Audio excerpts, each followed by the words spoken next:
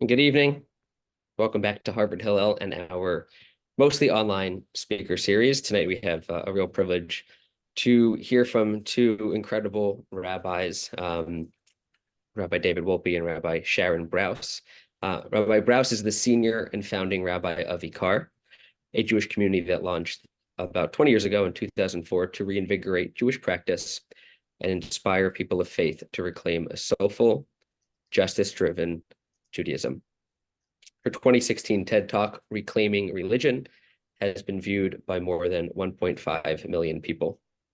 In 2013, Rabbi Brous blessed President Obama and Vice President Biden at the inaugural National Prayer Service, and in 2021 returned to bless President Biden and Vice President Harris, and then led the White House Passover Seder with Second Gentleman Doug Emhoff.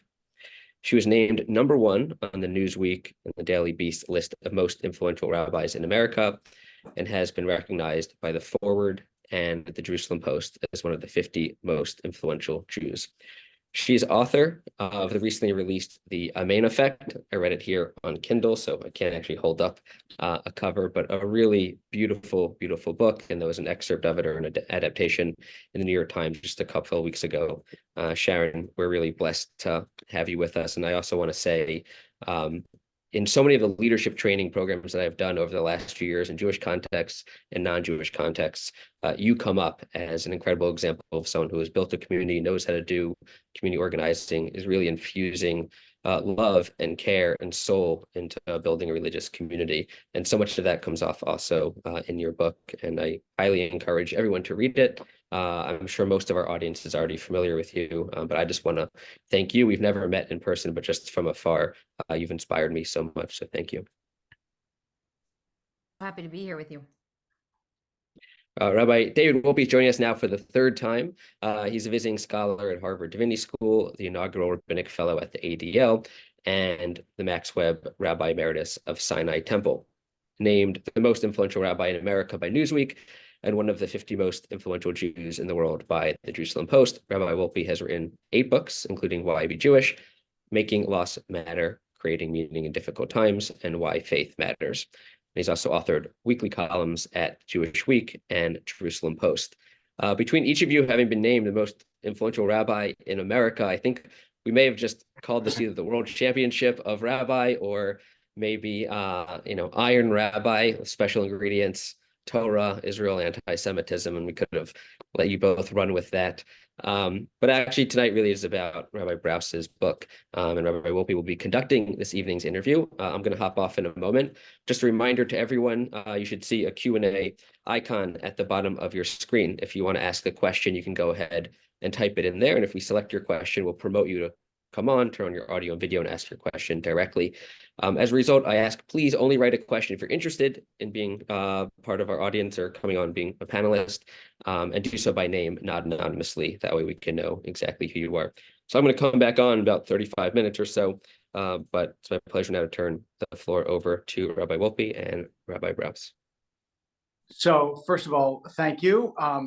Rabbi Brous and I have been friends for many, many years, and I've been waiting for her book and for the chance to ask her about her book. And for me, this is really both a pleasure and also I am genuinely interested to ask her some of the questions that arise from the book that she has written, which is, as I said to her before we started, is very much her. That is, sometimes when you write a book, you assume a different persona on the page from what you are in reality. But when you read The Amen Effect, you will get the sense of what Holden Caulfield says in Salinger's book Catcher in the Rye, which is, it's always surprising when you open a book and meet a person.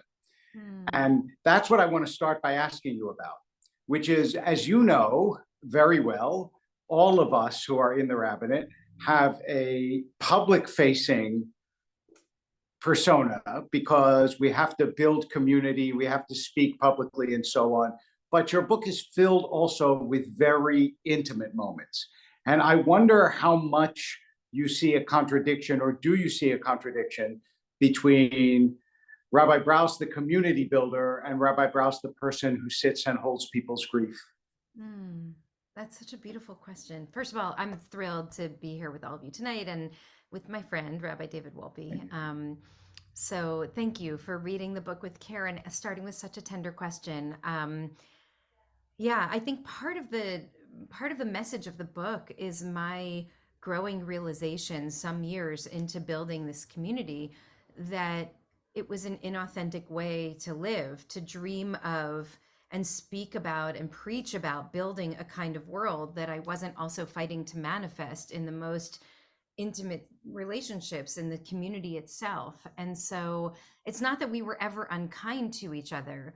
It's just that we hadn't prioritized building a community of love and justice as a way of manifesting a world of love and justice. And so really what the book is trying to do is bring that kind of the global and the very personal and very intimate and communal into the same frame of reference, and try to apply the same principles in both of these spheres. So I think I do show up at the bedside in the very same way that I show up on the bima. We don't have a bima, but well, maybe that's part of it. We don't have a bima, but I think I really do try to be the same person and driven by the same values and by the same, sensitivities and the same humor and the same, Right. just the same being when I'm in both of these spaces, because at the heart of it all is really a desire to see and to honor the humanity in every person. And that's true whether I'm talking about policy or I'm talking about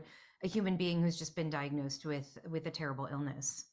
I mean, part of what makes that so difficult, especially as your reputation and eminence have grown, is the increasing demands on you. I mean, you have a family, you have a husband, and you have kids, and you have a community, and you also have a national presence. So, do you feel torn at times? Like, which way should I be turning? What is it that most demands my attention and my time? And if so, how do you negotiate Yeah, I feel torn all the time. Um, that? I remember when we had just started to build Ikar, and my oldest, who's now 20, was 4 or 5 years old, and I came home I made a commitment to come home and have dinner with them every single night whenever possible, and then I would go out and go back to work every night. So building a startup community, it's literally all day, every day, and every single night. And one night we had an important board meeting, and I was walking out the door, having just had dinner with the kids, and she just grabbed onto my leg and she was crying, saying, "You can't go, you can't go." And I said, "Eva, I have to go back to work." And she said, "You don't have to go. You're choosing to go." And I thought, oh, she's actually right. I am choosing to go. And so I think what I need to do is tell her why I'm making this choice, tell her why it is important for me to actually go out and do this work. And I actually started at that point, David. Again, my oldest was 4 or 5 years old. I started telling my kids what the agenda was of every board meeting.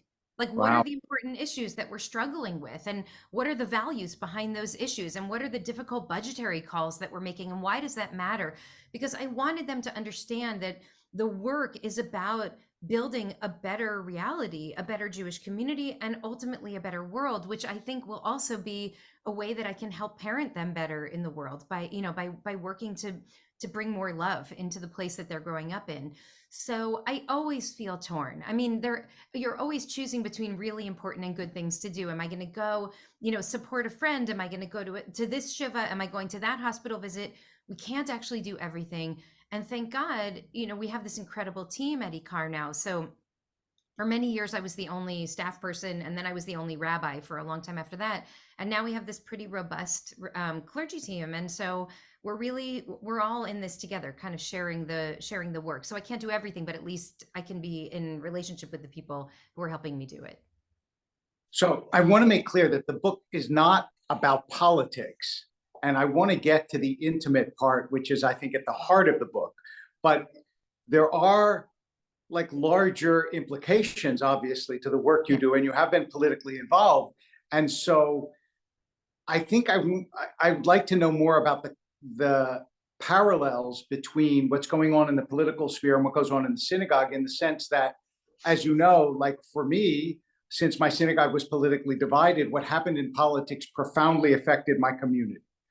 How do you negotiate the different views in the community and the effect of the world outside on what happens interpersonally, and how do you think about it? Well, it's all connected, and I don't really think about it as politics. You and I have had this debate Right. before. I mean, I think this isn't about a rabbi preaching politics from the pulpit. This is about a rabbi exhibiting moral leadership and talking about how we translate ancient values and ancient ideas that have stood at the heart of our people for thousands of years into a language that can impact and affect the discourse today, and that can help us actually, not only in the theoretical, but in the real, build a society that is a counter testimony to the oppressive society of Egypt, where our ancestors were enslaved. And so I see that as actually the work of Torah, as the work of moral leadership, and really a work that comes from deep engagement with the text and with the tradition itself. So again, I'm not standing up on Shabbat and telling people who to vote for. I don't need to. I'm talking about what are the core values that stand at the heart of our story, our Jewish narrative, our sacred narratives, and how can we manifest those values in a world that is desperate for moral leadership, that's crying out in all kinds of crises. And I think that that's a language that resonates for people. And look, we don't have nearly the diversity of the community that you used to have in terms of political orientation in our community. It's a little bit Selecting.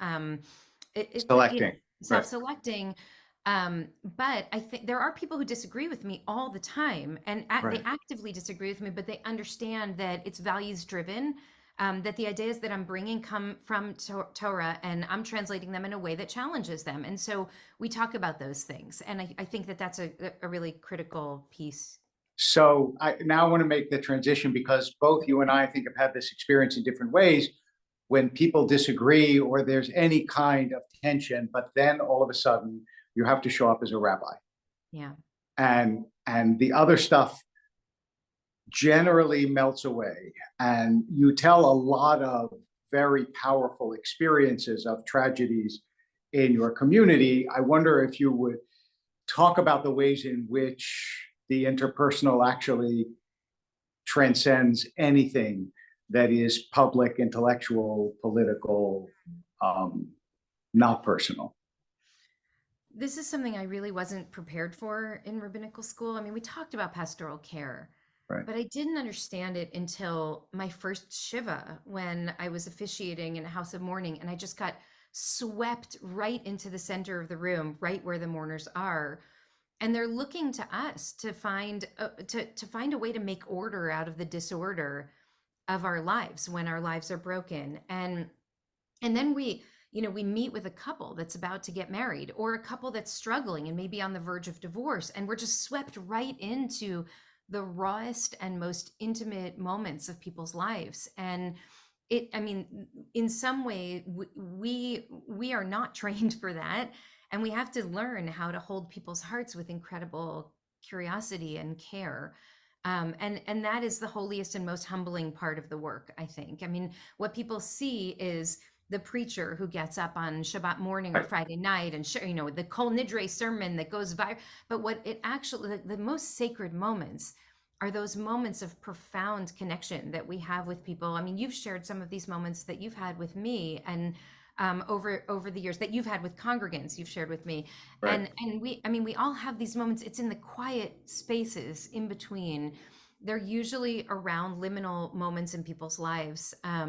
When getting a diagnosis, when struggling to figure out how to hold grief after the death of a loved one, how to hold complicated grief, how long one can grieve after the death of a loved one. These are these quiet in-between moments that the conversations end up becoming definitional to our relationships with our people. So I want to say that every rabbi has had to face terrible tragedies in people's lives.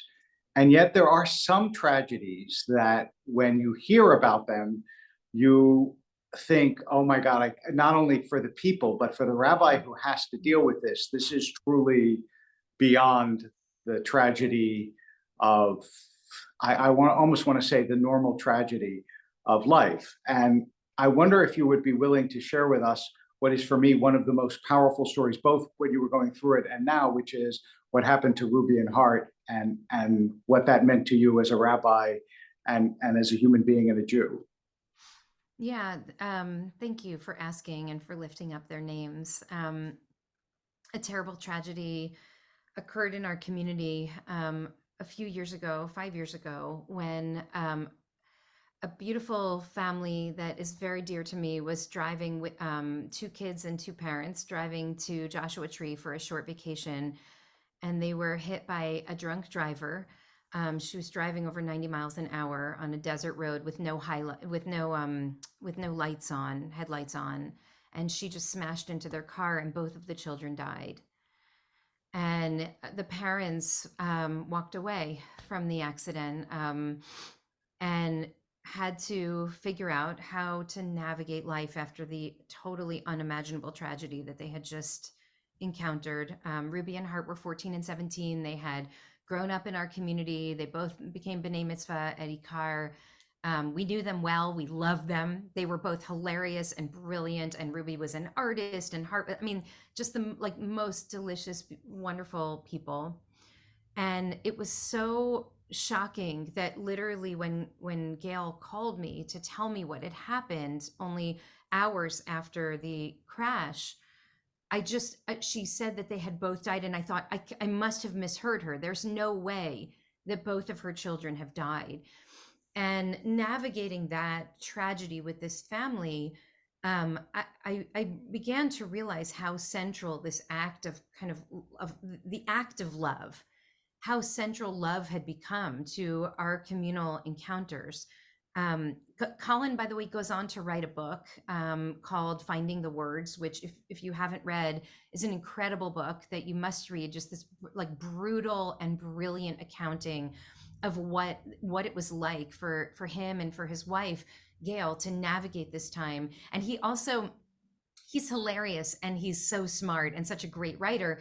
But he says, we often say, oh, there are no words. And he says, no, there are words. You just have to find the words. But one of the things that's so powerful and interesting about this, about their journeys, that Colin's not Jewish, Gail's Jewish, and the kids were raised Jewish.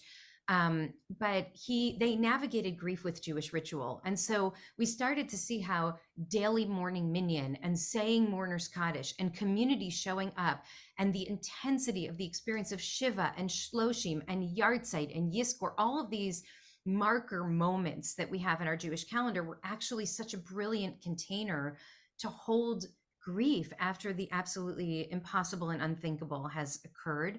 And so one of the first word of my book is Gail. Actually, the first story that I tell in chapter 1 is about, it brings us into their living room during Shiva in this most excruciating moment. And Gail is reflecting on what her mother used to call looky-loos, who are the people who come to the Shiva when they didn't really know the family. And they're it's like a rubbernecking delay. Like, people are there because they want to gaze at your grief. And so her house is full of people, and Gail doesn't know how to hold it. I don't even know all these people, she says. But then she remembers something that another bereaved parent in the community had said to her just that morning. She said, your house is the scariest place on earth right now. So anyone who comes to you, anyone who gets close to you, it's a blessing. And you have to see it that way.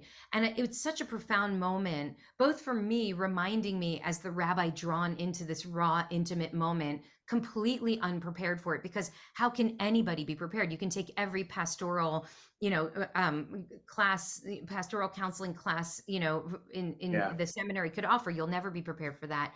So just learn how to be with them and not run away from them, and let Gail answer her own question, which she ultimately does. But also for me, it transformed the space to see the blessing of people simply showing up and saying to this couple that had experienced this loss, we are not going to let you navigate this moment alone. And I mean, as you know, the whole book is oriented around this one ancient ritual, and the instinct of all the parties involved in this ancient ritual is to pull away from each other. And the ritual puts us in contact with each other, in close proximity to one another. And so I felt that happening here, that nobody wants to go to the home of parents who just lost both their children like this, because it makes us feel so vulnerable. Like it could happen to any of us at any moment. And so showing up is so counter instinctual. And she does not want to be in that room either, but she needs our love. And so she shows up. And so what does it mean to counter our instinct and actually allow someone else into our heart at precisely the moment that we want to retreat from one another? So as you said, I mean, the book could have been called Showing Up, because that's a lot about what it's really about. And I want you, if you would, to reflect on the fact that like all the stuff that's been going on campus and so on, I think at least in part is because of the pandemic and the inability of people to show up for each other for a couple of years. And you talk about that in the book. So I wonder if you would tell me how it affected your community and how you tried to revive them again by encouraging them to show up. I mean, we were dealing with the same thing everyone was dealing with, which is total disconnect, right? And I remember having this distinct feeling very early on that our superpower was our ability to show up for each other, to just be in their living room and help organize the meals for them after this tragedy had occurred, to just go to the bedside and be with someone who's dying, to be with the family as we place earth on the coffin. And then all of a sudden we're just thrust into this like radical disconnection. And just to pull back for a moment, there were a number of really important studies that happened before COVID came that showed that 30% of Americans do not know the names of their next door neighbors, that over 20% of Americans say they don't have one single confidant in the world, not one person who they really trust to hold their heart with care. That was before COVID. And then all of a sudden this wave came in that forced us apart from each other. And as I write in the book, we started making phone calls. I made spreadsheets with every single name of every person. I think we all did some version of this. And I just said to my clergy team, we need to call every single person and write down when the last time is that you called. And then we're going to start again at the beginning of the list and just go through and basically say to people, I want you to know that it matters to me that you're alive.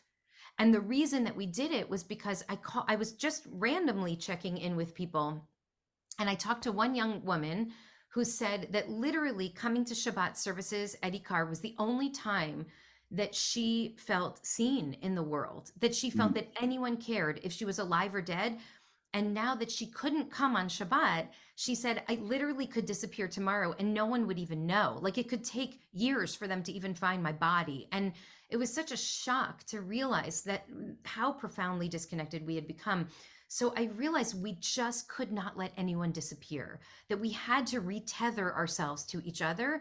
And I learned, and I think you've learned this too, and this, this gathering of 500 people online right now with all the other people who might be streaming is testament to it. We can actually connect with each other in pretty intimate and meaningful ways online, but we didn't know that we could do that before. And so we had to learn a whole new language and a whole new way of communicating, which we did through a lot of, a lot of stops and starts, but we did ultimately figure out that we could do this. But it really reminded me of how absolutely essential it is that we find our way to each other. I also had been preaching, I originally gave the sermon called The Amen Effect about 11 years ago, so long before COVID. That sermon became kind of the heart of the book, and the core ideas that were there are the ideas that are here now. And so in preparation for that Kol Nidre sermon, which was really kind of a transformative moment for our community, I was doing a lot of research around loneliness and really looking at the work of Dr. John Cacioppo and others who helped us understand that loneliness is not just a mental state and an emotional state, but is actually a physical state. And that loneliness does damage to our bodies, that experiencing profound loneliness is the equivalent of smoking 15 cigarettes a day in terms of the damage to your lungs and to your heart. So we really started to understand the way that inflammation works in the system and early onset Alzheimer's and dementia. So this need to address loneliness is not just a spiritual imperative, but is also it's a biological imperative that we need each other. And when we're disconnected from one another, we're in grave danger, both spiritually and physically.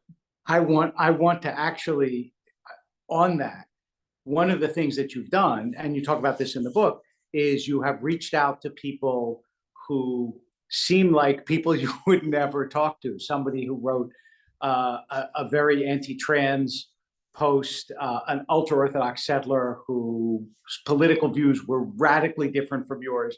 And part of what I sort of want to give you a running start into this answer. Part of what it means to be seen is to be seen by people who you don't think would ever see you. Mm. Yeah. Yeah. So the whole framework, David, can we take a moment and just, I want to step back for a second. It's your interview. Go ahead. It's just as much your interview. He's number one. No, he's number one. No.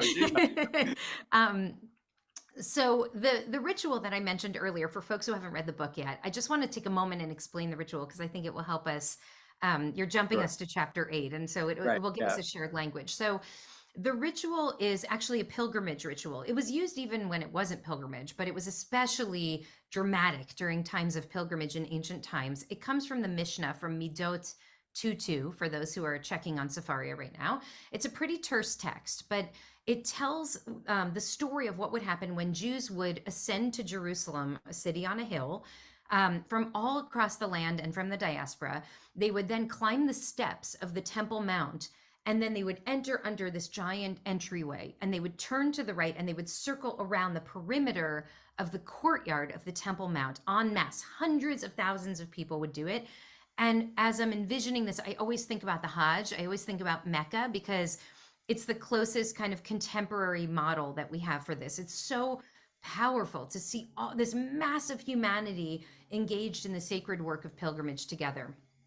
They would go in, they would circle, and then they'd basically leave the same place they came in, except for someone to whom something bad had happened. The text says that those people would enter, they would go up to Jerusalem, up the steps, but they would turn to the left, and they would circle in the opposite direction. So now you envision just hundreds of thousands of people pouring this way, where one poor guy is going this way. And the remarkable thing about this ritual is that the people who are going in the counterclockwise direction would stop, would look into the eyes of the person who's going in the other direction and say very simply, Malach, what happened to you? And that person would answer saying, Ani Avel, I am a mourner. My father died just before Rosh Hashanah this year, actually. Or they would say, I've just been diagnosed with this illness, or I'm worried sick about my kid, or I'm just so lonely, and I fear that if I disappeared tomorrow, no one would even know. Right. And then the people who are going this way would offer them a blessing. They would say, may you be held by the grace of this community. May the Holy One who dwells in this place bring comfort and consolation in your time of grief, etc., etc. And then they would go on, and that's it. And as I said before, what's so powerful about this ritual is that it's totally counterinstinctual, because the bereaved and the bereft and the ill and the lonely do not want to face the humiliation of entering a big public space and maybe not being held with love and care. They're putting their trust in the community to do this, which is an incredible amount of vulnerability. And the people who are okay, in fact, they're better than okay. This might be the spiritual highlight of their life, going up to Jerusalem. They don't want to stop and see some like shmagegi who's going in the other direction, who looks really sad and is walking at a different pace. And yet they have to. That is the very essence of what they're there to do in the most sacred place in the world, on the holiest of days, to actually see each other, to hold each other, and to allow ourselves to be held by each other. So most of the book is exploring different angles of how we do that. How do we hold the brokenhearted, the bereaved, the bereft? And then in chapter 8, I expand the scope to ask the question about how we hold the other person who's also mentioned in this very terse Mishnah, who is not just the mourner, but is actually the menudeh. And the menudeh is an ostracized person. The ostracized is someone who has committed some kind of wrongdoing against the community in word or in deed. And it's so egregious and so offensive what this person did that they're almost excommunicated. It's like one stop short of excommunication. And those people are, you're supposed to socially distance from them. You're not even allowed to stand within 6 feet of them. They don't come to your house for dinner. They don't count in a minyan for prayer. And yet the text says that those people also ascend to Jerusalem, go up the steps of the Temple Mount, and they also turn to the left, just like the mourners. And those people, when they are passed by the pilgrimage folks, they also have someone looking into their eyes. And that person also says, Ma lach, what happened to you? And when they answer saying, Ani menudeh, I have been ostracized, they are not kicked out of that space. They are blessed. They are blessed. And this is like an incredibly audacious demand that the text is making of the community, because these are people who deserve to be ostracized. We have to presume that they had a good criminal justice system back then, and they would not ostracize someone unless they had done something terrible. And even still, we bless them. May you find your way back into community. May your heart grow to recognize the pain that you've caused so that you can be welcomed home. Or may the community grow to see you in your fullest humanity so that they can welcome you back.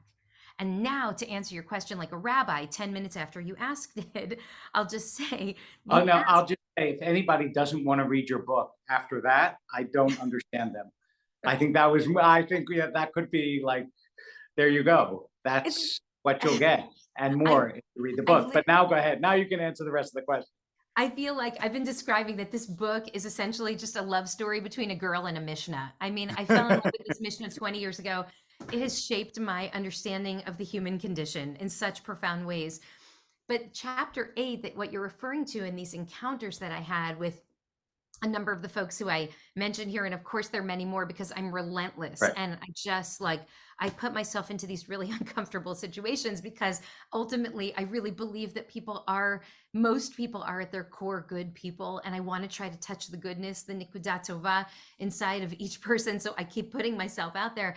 But the question is, what happens when you find yourself encountering someone whose ideas or words or action are so painful that it, like in normal circumstances, you would not even encounter them. You wouldn't greet them when you pass them in the hallway, but when you're in this sacred space, not only do you greet them, but you engage them with curiosity, and then you bless them. It's an astonishing ask that's being made of us, and it makes me wonder, what do we have the capacity for? And why do we stop so short of our capacity? I mean, we write people off so easily, and we say, as one of my teachers who you know well said to me, when I expressed compassion for Palestinian people in 2014 or 2016, and he said, we no longer occupy overlapping universes. If you can express compassion for that group of people, then you and I no longer inhabit overlapping universes. And I remember thinking, what are you talking about? We're like an inch away from each other. I just happen to see, like, my heart is also broken when human beings die, even if they're on the other side of the border. And so what does it mean when we see people as though we and they no longer inhabit overlapping universes? And isn't that what's happening in the public space today? We see people and we think, I don't have any encounter. There's no way that I could encounter the humanity in them or they in me without us both breaking. And the text is challenging us, and the text is much older than our pain of this moment, and is saying sometimes there are people who've hurt you, and their ideas might even be dangerous, and still they're human beings. What would happen to that person if we saw them, instead of only with rage and righteousness, if we saw them with wonder? What would happen to them, and what would happen to us? I want to first of all remind everybody that you can put questions in the Q&A, and you are invited to, and I will try to pick up on them and to ask Rabbi Brous. But I also want to ask you that how much of this is because in the public sphere, we talk so much about public things, and the way that we generally connect with someone is not over political issues. We connect with someone over human issues. And so often there isn't a space in the din of public disagreement for, what are your kids like? What are my kids like? What did you go through? What did I go through? What losses have you had? What losses have I had? Right. Yeah, I think that's right. I mean, I realized, when I think I read about this in chapter 4, but one of my theological crises over the years was when I had just a year and a half left of rabbinical school, and there was a massive, devastating flood in Mozambique, and I read about it in the New York Times the morning before going up to seminary, and it literally stopped me in my tracks. I mean, I couldn't move. My whole body was frozen from the pain of reading this terrible story, and I didn't just feel sorrow. I felt shame, because I had just gone to the YU book sale and I just bought my first Shas, my first Gemara, and I was so proud to put it up on my shelf in my living room. And I was studying Talmud maybe 14 hours every single day and in love. I was swimming in the sea of Talmud, as we say, and Reish Lakish was my best friend and Rabbi Yochanan. I mean, I was living this, this dream of kind of injecting my feminist voice into the tradition, etc. And then all of a sudden there was this horrific human tragedy, and I felt ashamed that I was so deep in the ancient text and I had no answer for the human suffering that was happening in this moment. And this crisis led me to think that I was going to drop out of rabbinical school, and I ultimately ended up instead, as I say in the book, I kind of marched right into the director when I could move again a few hours later, to the director at the Center for the Study of Human Rights, and at the School of International and Public Affairs at Columbia. And I said, it's an international crisis. I need to go do something to save these women. And the very brilliant professor who was the director, he said, no, you need to be a rabbi who gives a damn about the women and babies in Mozambique. And so he, in that moment, forced me to kind of integrate realities.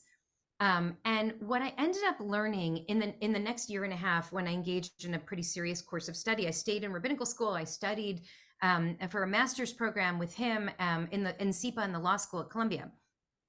And what I realized is that the same principles apply to our individual lives and to our broader collective public space dreams and visions.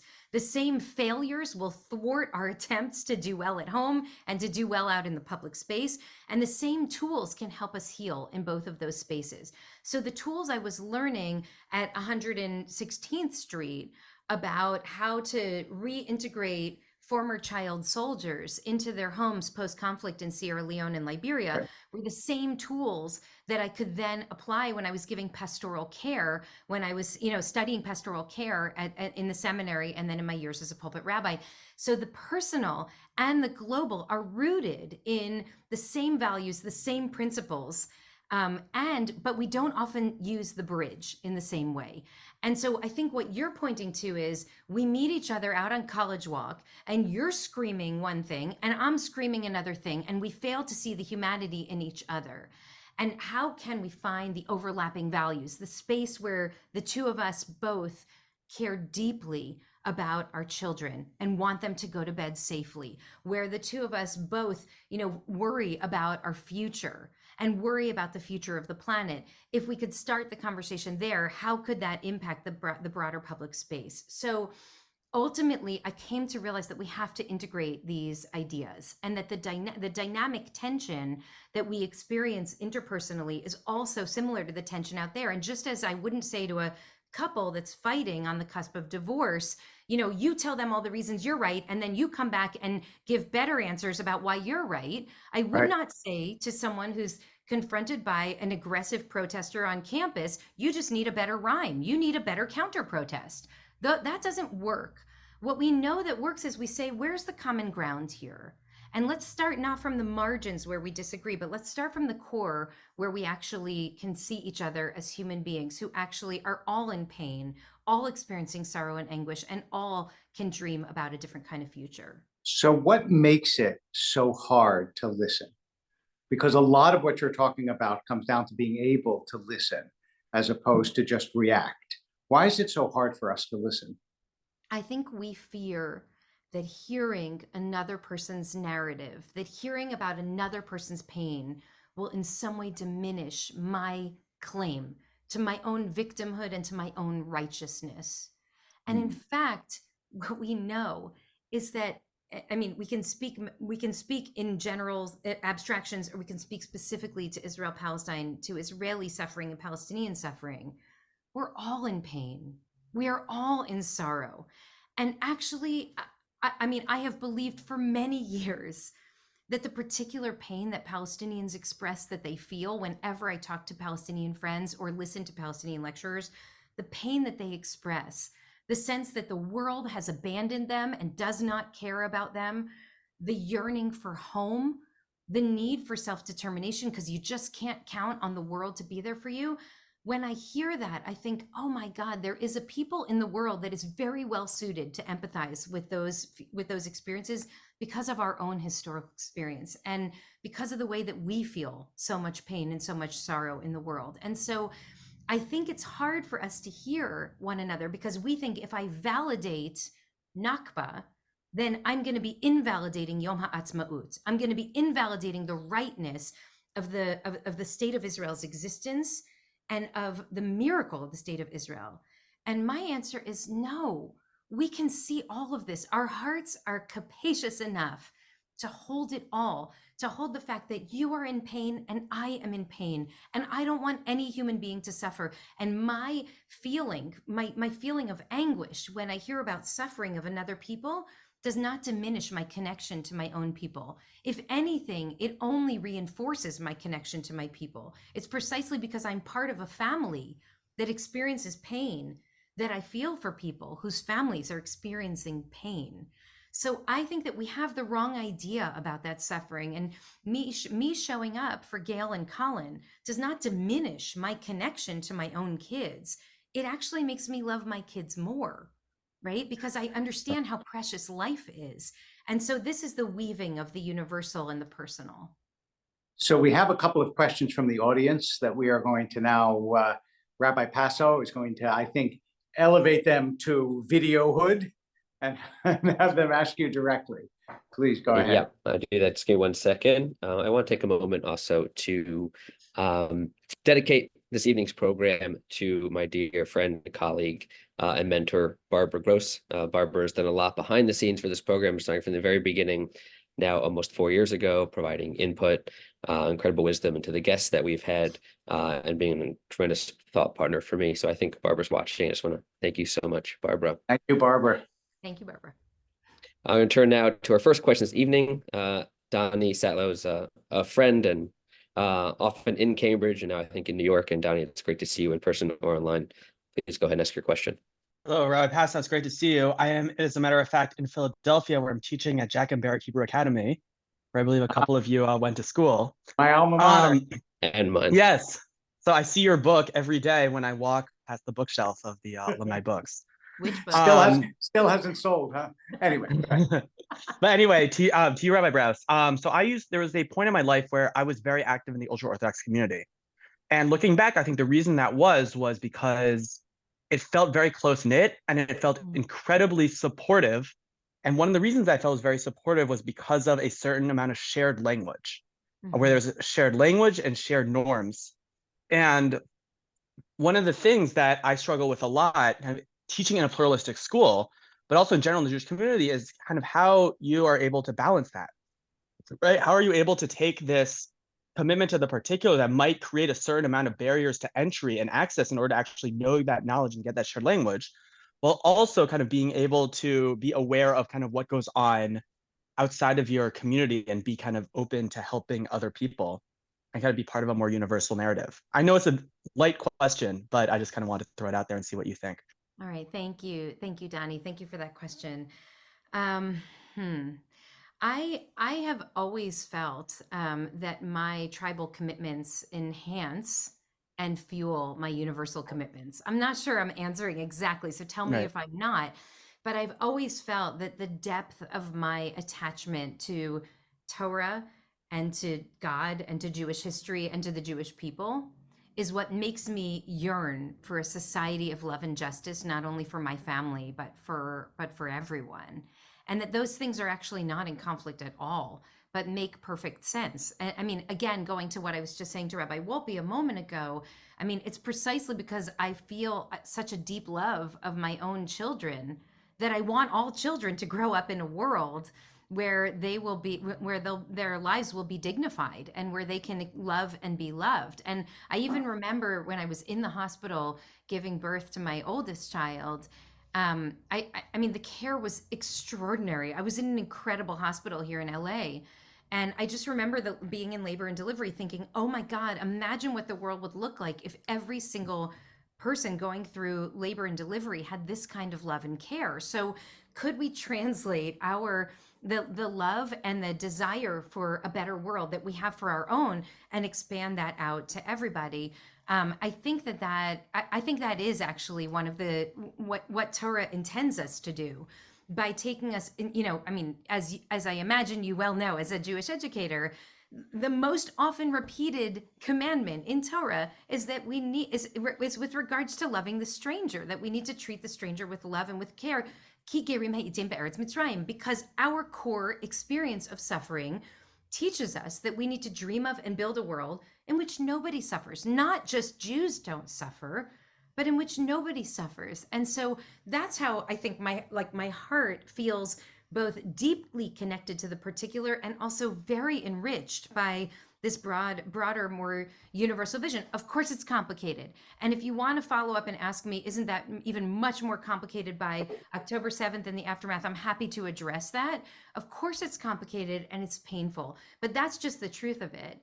I also am just going to go back to where you started about your time in the ultra-Orthodox community. I just want to say the Orthodox community is phenomenal at showing up for each other. They're phenomenal at this. I mean, like these Jewish mourning rituals that are so powerful. I keep saying that, Jews do a few things really well. We do comedy really well, and we do mourning rituals really well. The mourning rituals are taken so seriously in that community, and they just show up. And it's imperative that in non-Orthodox communities where that's not kind of a built-in assumption, that we do speak about it as a core obligation. So I'm just giving a little bit of Right. love Yeah. there, where I think it's due. Donnie, thank you. It's great to see you. Thanks, Don. We're going to turn now to Lois Welper, is a cantor. And Lois, it's good to see you. Please go ahead and ask your question. Hi, Rabbi Brous. I'm a member of the Harvard Hillel Worship and Study Congregation, which is an adult congregation at Hillel, and also a retired cantor. So I can empathize with things that you might be going through. But my main question to you is, how do you take, and I read your book, okay? How do you take care of yourself emotionally after you have encountered some of these experiences in your book and what you've talked about here? Thank you, Lois. I feel cared for even by that question, honestly. It's really, that's between that and Rabbi Wolpe's very tender opening question. I'm grateful for that. You're alluding to it. I do speak to, in one of the chapters is called Hold the Healers. And it's about how hard it is for the people who by profession or by nature, and I'm both, are walking in the direction most of the time where we're keeping our eyes up, looking for who's walking against the current and, trying to greet them with care and with love. And for many years, I just took a lot of people's grief and pain into my body, as we do. Until it's literally stopped me in my tracks. I mean, I just described to you moments ago, I hadn't even thought of it in this way, but that Mozambique story, I mean, I felt that in my body. That was an embodied response to grief. But after many, many years of burying people who died tragically, and just regular grief, like even without tragic loss, I froze, and my body, my right arm, my whole right side froze. And I know it sounds a little woo-woo, but I describe. No, it doesn't. It doesn't. I describe in the book the experience of someone actually holding me in that moment and helping heal me. And I had no idea. I mean, just like I don't want to give it all away, but I'll just tell you that. I mean, and Lois knows this, having read the book, but I mean, I had just experienced, my cousin died I had a couple of personal losses that were very tragic and very close to me. And I had just left for my sabbatical to sit down and write this book. And I got up to a mountain in Costa Rica all alone, away from my family. And I got the call that my cousin had just died. And I was devastated. I was crying. And then all of a sudden I felt this pain coursing through my body. And it went from a kind of strange, curious pain to a really excruciating, unbearable pain. And I literally couldn't move my arm, and I never experienced anything like it. And I was alone in Costa Rica, and it was almost Shabbos, and then the sun started to set. And I mean, I had no idea who to turn to. And I ended up making my way into the little dining room area where folks would come have meals. And someone came over and asked if she could sit down with me. And I was crying, and I said, I don't know what to do. I'm in so much pain. Do you know if there's a doctor here? And she said she was a healer. And I'm like, what kind of healer? Tell me. And so, and I realized that I had no choice. And so I went to this healer. She said, come to me tomorrow morning and I'm going to do a session. And so I went back to the room. I really cried all night. I was in so much pain.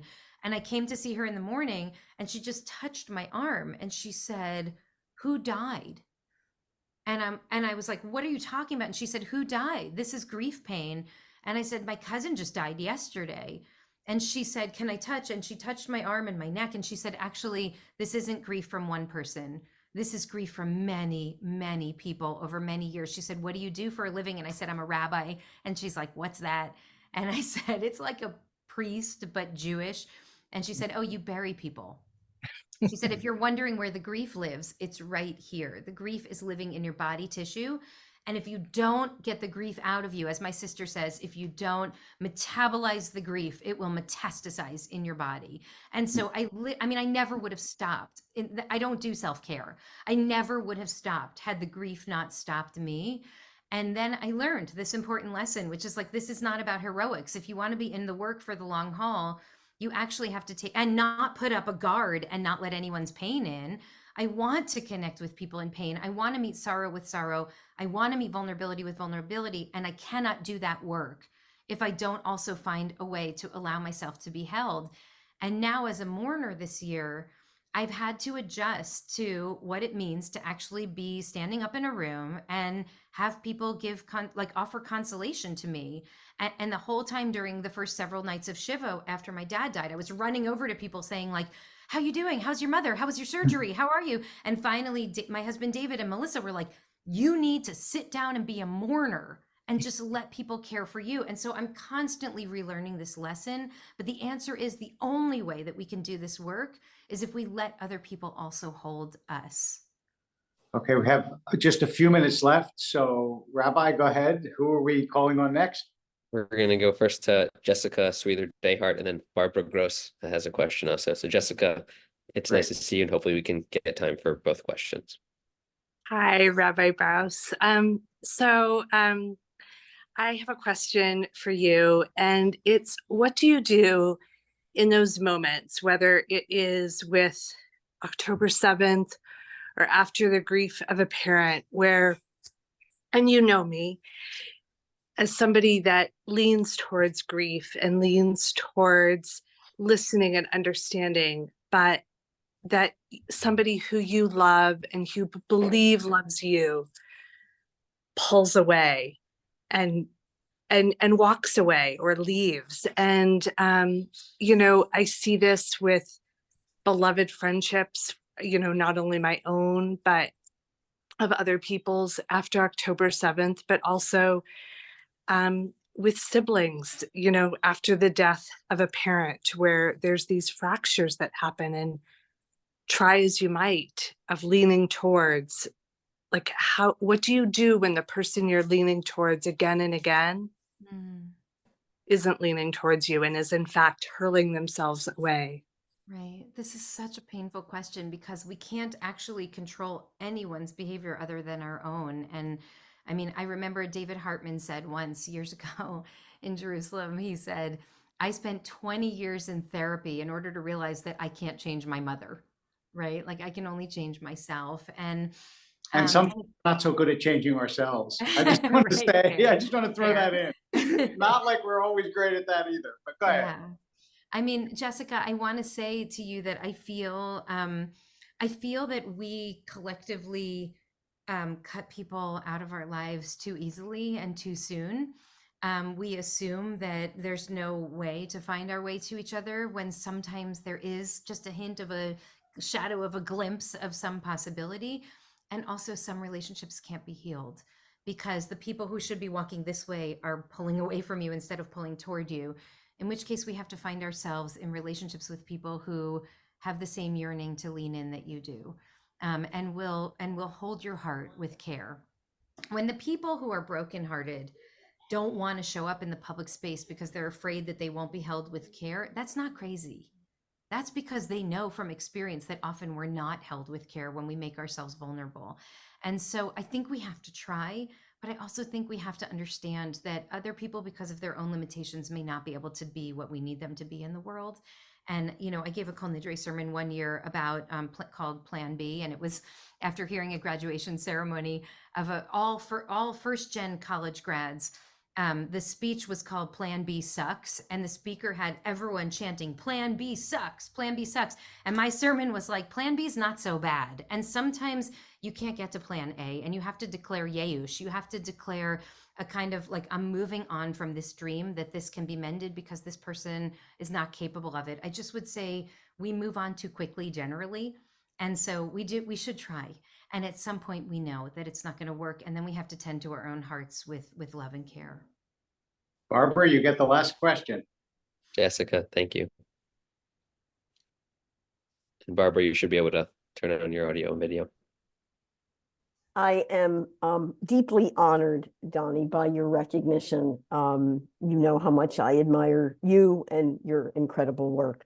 I think this is a related question to the one that was just asked. And it is about truly, fully hearing people with empathy, with curiosity. And I would like actually for both of you, if there's time, to offer your thoughts on why don't we hear each other? Why don't we hear each other?